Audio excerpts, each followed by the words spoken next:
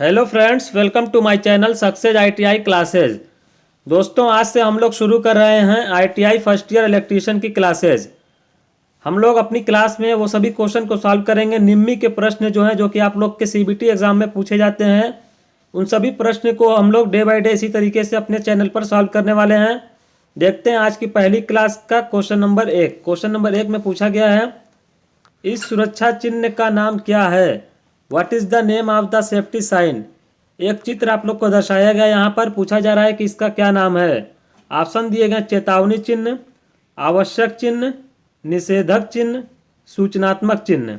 देखिए, कई तरीके के सेफ्टी साइन होते हैं। जैसे चेतावनी चिन्ह होता है, इसमें चेतावनी दिया जाता है। आवश्यक चिन्ह है, ये बताता है कि क्या ज़रूरी है, क्या करना चाहिए। निषेधात्मक चिन्ह होता है, इसमें मना किया जाता है कि क्या नहीं करना चाहिए। एक होता है सूचनात्मक चिन्ह, इसमें सूचना दिया जाता है। तो देखिए, जितने भी साइन होते हैं सेफ्टी साइन, सबका चित्र अलग अलग होता है। कोई त्रिकोणीय रूप में होता है, कोई ट्रायंगल होता है, कोई सर्कुलर होता है। इस तरीके से इसका शेप होता है अलग अलग, और अलग अलग कलर भी होते हैं। तो इसमें दिया हुआ है कि इस चिन्ह का क्या नाम है। देखिए, ये जो दिया हुआ है इसका नाम है सूचनात्मक चिन्ह या इंफॉर्मेशन साइन, जिसको बोलते हैं ऑप्शन नंबर डी। आप लोग से ये भी पूछा जा सकता था कि ये जो चिन्ह दर्शाया गया है, इसका बैक सरफेस किस कलर का होगा। देखिए, ये जो चिन्ह दर्शाया गया, इसका नाम है सूचनात्मक चिन्ह या इंफॉर्मेशन साइन। इसका जो बैक सरफेस होता है वो होता है ग्रीन कलर या हरा कलर का, और ये जो फिगर दर्शाया जाता है वो होता है सफ़ेद कलर का, वाइट कलर का। तो ये भी क्वेश्चन आप लोग याद रखिएगा। तो यहाँ पे जो दर्शाया गया, ये कौन सा चिन्ह है? इंफॉर्मेशन साइन या सूचनात्मक चिन्ह। अगला क्वेश्चन, क्वेश्चन नंबर 2, अग्नि का शमन क्या है? What is smothering in extinguishing of fire? कहने का मतलब है कि अग्नि का शमन का मतलब क्या होता है। देखिए, 3 चीज़ ज़रूरी होती है आग को जलाने के लिए। इस तरीके से होता है। एक तो होता है फ्यूल या ईंधन, जिसको बोलते हैं ईंधन चाहिए हमको। एक हवा चाहिए या ऑक्सीजन, जिसको बोलते हैं ऑक्सीजन। और एक चाहिए क्या? टेम्परेचर या तापमान। तो फायर होता है, आग जलती है। अब हम लोग बात करेंगे कि अग्नि का शमन क्या है। देखिए, अग्नि का शमन का मतलब होता है कि ऑक्सीजन से अलग कर देना, सप्लाई से ऑक्सीजन को हटा देना। इसको हम लोग बोलते हैं अग्नि का शमन। यहाँ पे ऑप्शन नंबर डी में जो दिया हुआ है, isolating the fire from the supply. देखिए, दिया हुआ है कि अग्नि को क्या करना, आग को ऑक्सीजन की सप्लाई से अलग कर दीजिए। तो उसको हम लोग बोलते हैं अग्नि का शमन।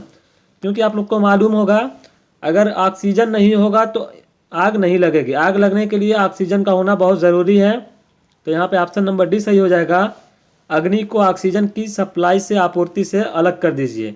उसको हम लोग क्या बोलते हैं? अग्नि का शमन। अगला क्वेश्चन, क्वेश्चन नंबर 3, निम्न में से भौतिक हानि क्या है? देखिए, कई प्रकार के लॉसेज होते हैं। जैसे एक होता है भौतिक हानि, इसको बोलते हैं फिजिकल हजार्ड्स। एक होता है रासायनिक हानि, केमिकल हजार्ड्स। और हमारा जैविक हानि भी होता है, बायोलॉजिकल हजार्ड्स। तो देखिए, जो भौतिक हानि होती है इसको हम लोग फिजिकल रूप से देख सकते हैं। जैसे कि एक इसमें जो ऑप्शन दिए गए, धूम्रपान, कंपन, क्षरण और रेडियो सक्रियता। यहाँ पे देखिए, कंपन क्या होता है? कोई चीज़ अगर कंपन कर रही है तो उसको हम लोग महसूस कर सकते हैं। तो यहाँ पे हम लोग कह सकते हैं भौतिक हानि जो इसमें दिया गया वो है वाइब्रेशन या कंपन, ऑप्शन नंबर बी। ये जो क्षरण दिया हुआ है, क्रोजन, देखिए कोई हमारा मान लीजिए कि मटेरियल है, उसमें क्या होता है, जंग लग जाती है, क्षरण होती है। तो ये सभी आते हैं रासायनिक परिवर्तन में, रासायनिक हानि में। तो यहाँ पे जो भौतिक हानि का पूछा है, उसको हम लोग बोलेंगे क्या? वाइब्रेशन या कंपन। अगला क्वेश्चन, 4 नंबर क्वेश्चन में पूछा गया, निम्न में से अग्निरोधक को उपयोग करने का सही क्रम क्या है? देखिए, अग्निरोधक का मतलब क्या होता है? Fire extinguisher. फायर को, आग को बुझाने के लिए एक उपकरण होता है, उसको उपयोग करने का क्रम क्या है? फायर को बुझाना है, यहाँ पे आग लग गई है, इसको बुझाना है, तो इसको जो उपयोग करते हैं उसका सही क्रम क्या है? तो इसका एक शॉर्टकट फार्मूला होता है पास। क्या होता है? पास। देखिए, पी का मतलब होता है पुल, पुल का मतलब होता है खींचना। क्या होता है? खींचना। फिर आता है ए का मतलब होता है एम। एम का मतलब यहाँ पे उद्देश्य भी होता है, और इसका मतलब हो सकता है कि निशाना लगाना। तो पहले हम लोग क्या करेंगे, उसको खींचेंगे, उसके बाद निशाना लगाएंगे, उसके बाद इसको स्क्यूज करेंगे। क्या करेंगे? स्क्यूज। स्क्यूज का मतलब होता है उसको दबाना। उसके बाद होता है हमारा स्वीप। क्या होता है शिफ्ट, इसका मतलब होता है उसको इधर उधर घुमाना। तो ये क्रम होता है इधर उधर घुमाना। तो देखिए यहाँ पे पूछा है कि निम्न में से अग्निरोधक को उपयोग करने का सही क्रम क्या है। तो पहले हम लोग क्या करेंगे, उसको पुल करेंगे, खींचेंगे, उसके बाद उसको क्या करेंगे, निशाना लगाएंगे। उसके बाद क्या करेंगे, निशाना लगाने के बाद उसको दबाते हैं, उसके बाद उसको घुमाते हैं। तो यहाँ पे जो ऑप्शन दिए गए हैं, ऑप्शन नंबर ए में पढ़िए। ऑप्शन नंबर ए दिया हुआ है पुल, एम, स्क्वीज, स्वीप, खींचना, निशाना लगाना, फिर दबाना, उसके बाद इधर उधर घुमा के इसको आग को बुझाना। तो ये सही सीक्वेंस होता है आग को बुझाने का। ऑप्शन नंबर ए सही हो जाएगा। अगला क्वेश्चन देख लीजिए। क्वेश्चन नंबर 5 में पूछ लिया गया कि 5S संकल्पना में, 5S संकल्पना की बात कर रहा है। 5S संकल्पना में बताना है कि चौथा चरण, देखिए यहाँ पे पूछा हुआ है संकल्प कौन सा चरण स्टैंडर्डाइजेशन को इंगित करता है। स्टैंडर्डाइजेशन को जो इंगित करता है हम लोग को उसी को बताना है। तो देखिए इसका जो सीक्वेंस होता है 5S संकल्पना की बात कर लिया जाए तो देखिए इसमें क्या होता है, सबसे पहला होता है शॉर्ट करना, छांटना। उसके बाद हम लोग क्या करते हैं, ऑर्डर में लगाते हैं, सेट इन ऑर्डर करते हैं, ऑर्डर में लगाते हैं, सेट इन ऑर्डर। ये होता है दूसरा। देखिए पहला तो ये हो गया शॉर्ट, दूसरा हो गया सेट इन ऑर्डर, तीसरा जो होता है वो होता है शाइनिंग करना। क्या क्या करते हैं, शाइन, चमकाते हैं, उसको शाइन करना। चौथा जो आता है वो आता है स्टैंडर्डाइजेशन, स्टैंडर्डाइजेशन, जैसा कि अभी क्वेश्चन में पूछा गया है। और जो 5 नंबर पे आता है वो आता है, 5 नंबर पे आता है सस्टेन। ये सभी क्रम होते हैं, इसको आप लोग को याद करना होगा। पहला क्या है, शॉर्ट, दूसरा सेट इन ऑर्डर, तीसरा शाइन, चौथा स्टैंडर्डाइजेशन, पांचवा सस्टेन। इसमें क्या पूछा है, 5S संकल्पना में निम्न में से कौन सा चरण स्टैंडर्डाइजेशन को इंगित करता है। स्टैंडर्डाइजेशन कहाँ है, यहाँ 4 नंबर पर। यहाँ पे ऑप्शन नंबर डी सही हो जाएगा, चतुर्थ चरण, 4 स्टेप जिसको बोलेंगे। तो अगला क्वेश्चन देखिए, कौन से प्लायर का उपयोग तार के हुक और लूप बनाने में किया जाता है। Flat knows plier. देखिए प्लायर जो होते हैं कई तरीके के होते हैं, उसका जो शेप होता है, नोज होता है, उसी के आधार पर उसको क्लासिफाइड किया जाता है। जैसे कि हमारा अगर इस तरीके से है, ये फ्लैट नोज प्लायर है, और यहाँ पर इस गोल इस तरीके से होगा, इसको हम लोग बोलेंगे लॉन्ग नोज प्लायर। तो यहाँ पे पूछा है कि हुक और लूप बनाना है, तो हुक और लूप बनाने के लिए इसी हम लोग किसका उपयोग करते हैं, ये जो होता है राउंड नोज प्लायर का उपयोग करते हैं हुक और लूप बनाने के लिए। ऑप्शन नंबर सी सही हो जाएगा। अगला क्वेश्चन देख लीजिए, ये जो दिया हुआ लॉन्ग नोज प्लायर, इसका उपयोग कहाँ करते हैं। जैसे इसका जो नोज होता है ना, बहुत लंबा होता है और पतला होता है, जहाँ पे हम लोग को कम जगह में काम करना होता है, कम एरिया होता है, तो उसमें अंदर तक इसको ले जाने के लिए लॉन्ग नोज प्लायर का उपयोग करते हैं। और यहाँ पे क्या पूछा है, तार और हुक और लूप बनाना है, तो वहाँ पे हम लोग क्या उपयोग करेंगे, round nose plier. Option number C. अगला क्वेश्चन, पिंसर का उपयोग किया जाता है फ्लेक्सिबल तार को ट्विस्ट करना। ट्विस्ट करने का मतलब होता है मोड़ना, छोटे व्यास के तार काटना, लकड़ी में से पिन तथा कीलें निकालना। तो देखिए पिंसर है ना, इसको इंग्लिश में देखिए यहाँ पे लिखा हुआ पिंसर। तो पिंसर का मतलब क्या हो गया, पिन निकालना और कीलें निकालना। पिंसर क्या करता है, लकड़ी में से पिन तथा कील निकालता है। इसका ऑप्शन नंबर सी सही हो जाएगा। पिंसर एक उपकरण होता है, उससे क्या करते हैं हम लोग, लकड़ी में से पिन और कील निकालते हैं। इस सड़क सुरक्षा चिन्ह का क्या नाम है। देखिए एक और सिंबल आप लोग के सामने आ गया, इसका नाम क्या है हम लोग को बताना है। तो देखिए इसका जो नाम है ये है मैंडेटरी साइन। क्या है, मैंडेटरी साइन, आवश्यक चिन्ह। अब हम लोग बात करेंगे कि मैंडेटरी साइन या अनिवार्य चिन्ह, आवश्यक चिन्ह होता क्या है। देखिए मैंडेटरी साइन जो होता है ये वृत्ताकार रूप में होता है इस तरीके से, और जो इसका कलर होता है वो नीली पृष्ठभूमि होती है। इसकी जो पृष्ठभूमि होती है वो होती है नीली, याद रखिएगा, इसकी नीली पृष्ठभूमि होती है, और उस पर जो कलर ये दर्शाया जाता है वो होता है सफ़ेद कलर का। क्या होता है, सफ़ेद कलर का। ये बताता है कि क्या करना चाहिए, मैंडेटरी है तो ये बताएगा क्या करना चाहिए। तो ये सभी आप लोग याद रखिएगा। इसका ऑप्शन नंबर ए है। अगला क्वेश्चन, मूल श्रेणी में सचेतक चिन्ह के साथ पश्च भाग का रंग क्या है।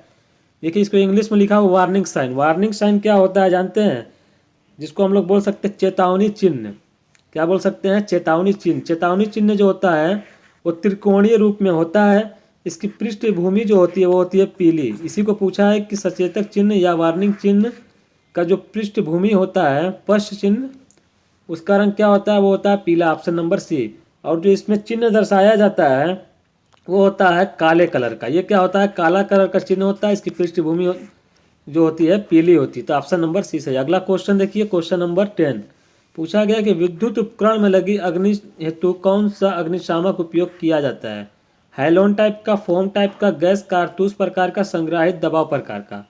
देखिए विद्युत की आग जो होती है, इलेक्ट्रिकल फायर जिसको बोलते हैं, अगर उसमें आग लगती है तो हम लोग जो उपयोग करते हैं वो उपयोग करते हैं हैलोन टाइप का उपकरण, ऑप्शन नंबर ए। अगला क्वेश्चन, क्वेश्चन नंबर 11 अपशिष्ट निपटान विधि कौन सी है जो गर्मी पैदा करती है? देखिए पुनर्चक्रण, रिसाइकलिंग और खाद डालना, भस्मीकरण, अपशिष्ट संग्रहण।